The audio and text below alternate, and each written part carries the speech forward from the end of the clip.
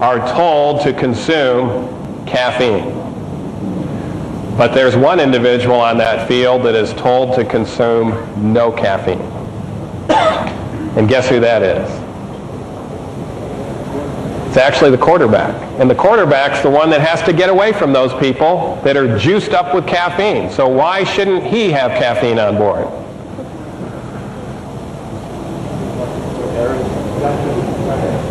There's a lot of information coming into that quarterback in about 3 seconds, and he has to make a wise decision. It requires an active frontal lobe of the brain to make that wise decision. And studies show when caffeine is on board, he's more likely to make the wrong decision. And so if it is true in regards to NFL quarterbacks, with the decisions that we're having to make moment by moment, analyzing information and making wise decisions, it would make sense for us also to go caffeine-free. Another thing that has to do with IQ is breathing. This study was done at Harvard University. For children, healthy lungs may mean healthier scores on tests of memory, learning, and intelligence. Researchers at Harvard University examined data on 165 Boston children who have been followed since birth. At the age of 6, the children had their lung function tested. At age 9, they completed standard tests of memory, learning, ability, and intelligence. And the researchers found that for each increase in the children's lung function performance, there was a corresponding increase in their cognitive test scores. This previously was shown in adults to be the case, young adults, and now it's shown to be the case also in children. And part of this that is emphasized is deep breathing. In fact, it was interesting, when this study came out, I actually plugged in the phrase deep breathing into Ellen White's CD-ROM. And I was going to show that to you. I think it's actually a hidden slide. I don't know if anyone up there might be able to unhide the slide.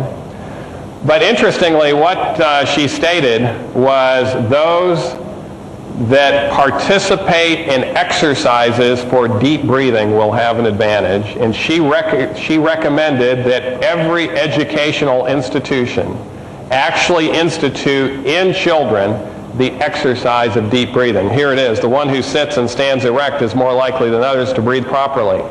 But the teacher should impress upon his pupils the importance of deep breathing, show how the healthy action of the respiratory organs, assisting the circulation of the blood, invigorates the whole system, excites the appetite, promotes digestion, and induces sound, sweet sleep, thus not only refreshing the body, but soothing and tranquilizing the mind. And while the importance of deep breathing is shown, the practice should be what?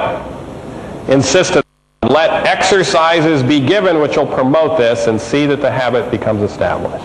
And so this is why even posture, and even sitting in an environment where you're in classes all day, or you're at AYC, it's important to take those slow, deep breaths. Actually, it will oxygenate the brain better, and you'll have better frontal lobe as well as better retention, better temporal lobe function.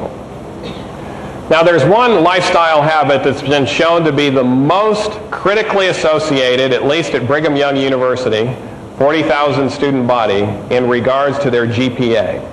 This lifestyle factor is very much related to melatonin. And melatonin comes about as a result of darkness and being in a dark environment. As you can see on the screen, once darkness hits, melatonin starts to spike and peak. It'll peak around 2 o'clock in the morning, and when light comes in the room in the morning, it shuts down again. Melatonin is very much related to your ability to retain the information that you learned that day. Now, if you go to bed 2 hours later than 9 o'clock, or if you go to bed at midnight, you'll decrease the area under that curve by about 50%. So you'll have less melatonin output as a result of being a late nighter. And what Brigham Young University found out is the lifestyle factor most connected to GPA was early to bed, early to rise. Interestingly, Ellen White was also ahead of her time on this. She said, sleep is worth far more before than after midnight. 2 hours good sleep before 12 o'clock is worth more than 4 hours after 12 o'clock. I had actually seen that statement after my freshman year of college. I was in pre-med at Andrews University, and I had taken I'd taken general chemistry and calculus. Those were the two hard classes for my freshman year. In my sophomore year, I had lined up to take organic chemistry, foundations of biology, physics for scientists and engineers, which is a calculus-based physics, and then quantitative analysis, another advanced chemistry course. So I had classes all morning, and then every afternoon I had a lab associated with one of those classes. So Monday was physics lab, Tuesday biology, etc. And my advisor, Dr. Wilkins, said, Neil, if you want to go to medical school, I would recommend you not do this. You need to get good grades, and one or two of these subjects is hard enough, but all four of them? Well, I said, the problem is, Dr. Wilkins, I've been looking at all the subjects I want to take, and I can't get them all in unless I do this year like that. I said, can I try it? And then, if I'm not doing so well, maybe I can drop a class or two so that I'm not adversely affected in regards to getting into medical school. And he says, well, you can try it, but I wouldn't recommend it. Well, I was used to going to bed at 11:30, and I changed my bedtime. I actually, after class, I remember I'm having class all day long. I worked in the evening. I actually worked as a tutor for the freshman class. And my work got out at 9 p.m. And so the only study time I had was in the morning before class. So I was used to going to bed at 11:30. Now I went to bed at 9 o'clock. I got up at 4 a.m. The first thing I did was read spiritual material and spend some time with the Lord. And then I would spend just a few minutes, it was never more than 60 or 90 minutes, studying all of those subjects. And then I would go out for a 3-mile run around the track. I would make it to breakfast, and then I would make it to my 7:30 class as the bell was ringing. And that was my study time. And at the end of that semester, my GPA was 4.0, far higher than it was my freshman year with easier classes. And so indeed, melatonin is critically important. I can tell you from personal experience, early to bed, early to rise makes a person, do you have this saying in Australia? Healthy, wealthy, and wise. And actually there are studies showing that. In our business community, where the top business leaders come and meet, or when they meet, is always early in the morning. They're early to bed, early to risers. They'll love to meet at 6 o'clock in the morning to plan how the town is going to run. There's no one else there. It's quiet. They can have that thinking time there. And virtually the only one that have the money who are not doing that is the entertainment industry. The entertainment industry is linked with major depression, and the more depressed you are, the more you feel better as you are sleep deprived. That's one of the reasons why the late nighters tend to be associated there with the entertainment industry. Unfortunately, they can also get on a program. They come to us, and within 7 days, they're early to bed, early risers. We can phase shift them with light therapy and with proper sleep. Diet also has a role to play in regards to IQ. High-carb, low-fat diet will improve weight loss, enhance mood, speed thinking, and while both the high and low-carb diet seem to boost the speed of cognitive processing, the interesting result that compared to the high-carb diet, subjects consuming the low-carb diet had a smaller improvement. So just being on a more lean portion of food can be helpful, but it's much better to be on the high-carb, low-fat diet. And that's what the frontal lobe desires for optimal function, is a diet higher in carbohydrates. What foods have carbohydrates in them?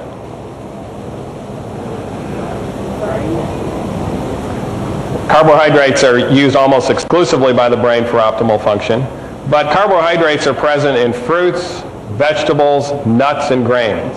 Interestingly, the original diet in Genesis chapter 1. Ellen White quotes those 4 food groups and says they impart a strength, a power of endurance, and a vigor of intellect that are not afforded by a more complex and stimulating diet. And so there is an advantage to a diet that is plant-based. In fact, in another place, she talks about the adverse effect of food high in protein and high in fat, virtually no carbohydrate, which is primarily your meat food. Meat is a carbohydrate deficient food, one of the reasons why it doesn't come out on top as far as the best for brain function. Sugar is a carbohydrate. I remember in the 3rd grade, after the researchers found out that carbs were good for the frontal lobe, I was handed a candy bar, and I said, the person who handed it to me said, "Here, have some brain food." And I said, "Really?" And they said, "Yeah, carbs are good for the brain. This candy bar is loaded with it. It should be great for your brain." Well, I wondered about that. But I didn't, just a few years later, it was studied in Iowa and then in other places. Actually, a high sugar diet impairs frontal lobe function in school-age children significantly. In fact, it makes over a grade letter difference performance in studies, particularly if they involve having to think. Now, if it's just memory, you can do all right in most cases, but if you're having to think about the problem and come up with a solution to it, it makes a powerful difference. One of the reasons why is when we eat a candy bar, our pancreas thinks we've had a large amount of fruits, grains, nuts, and vegetables because our blood sugar spikes. Then it cranks out a high amount of insulin, and within 20 minutes, we're in the mildly hypoglycemic phase, and it takes 4 hours for the frontal lobe to fully recuperate from that. And so at first, the person feels a little bit hungry. They snack again, but they're still into that 4-hour recovery time. If they're taking their test during that time, it does make a difference in adverse performance. Arachidonic acid also decreases the synthesis and storage of acetylcholine, an important neurotransmitter in the frontal lobe of the brain, and it's primarily present in flesh foods, and one of the reasons why Pavlov showed that meat and intelligence are not related. Ellen White says this: eating much flesh will diminish intellectual activity. Students would accomplish much more in their studies if they did what? Never tasted meat. When the animal part of the human nature is strengthened by meat eating, the intellectual power diminishes proportionately. Now, interestingly, there was a study done in Great Britain not long ago on the opposite effect. In other words, IQ and its relationship to vegetarianism. What this study showed in Great Britain was that children with high IQs are more likely to become vegetarians when they grow up. A study of more than 8,000 men and women aged 30 whose IQs had been measured when they were 10 showed that the higher the IQ, the greater the odds of becoming a vegetarian.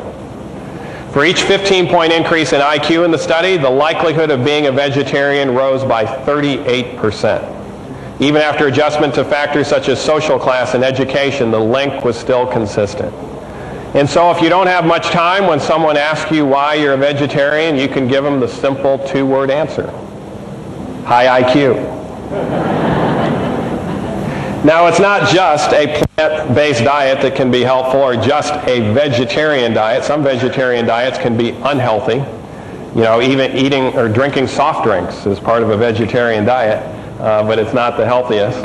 And also, it depends on what else we're getting with that vegetarian diet. This was a study done by Bruce Taylor in New York. Bruce Taylor was a pathologist. There were medical students in his medical school that wanted to publish some research so they could graduate from medical school. And so they decided to feed rabbits and monkeys 100% cholesterol and see what would happen to their arteries. But they needed the cholesterol, so they came to him to get it. And he says, well, it's been over there in the corner. It's been there for a while, but it's nothing but pure cholesterol. If you want to feed pure cholesterol to them, go ahead. So they did, and within a few short weeks, all of them had a decrease in activity of their brain, and they began to actually have strokes, small strokes, and some of them major strokes and major heart attacks. And they came back to Dr. Taylor and said, is there anything else in there besides cholesterol? He said, no, pure cholesterol. They mentioned the results. He said, cholesterol is bad, but it shouldn't have been that bad in that quick a time. And then he began to think, and he recognized the cholesterol he had given him had been in a bucket that had been exposed to the air. It had become discolored.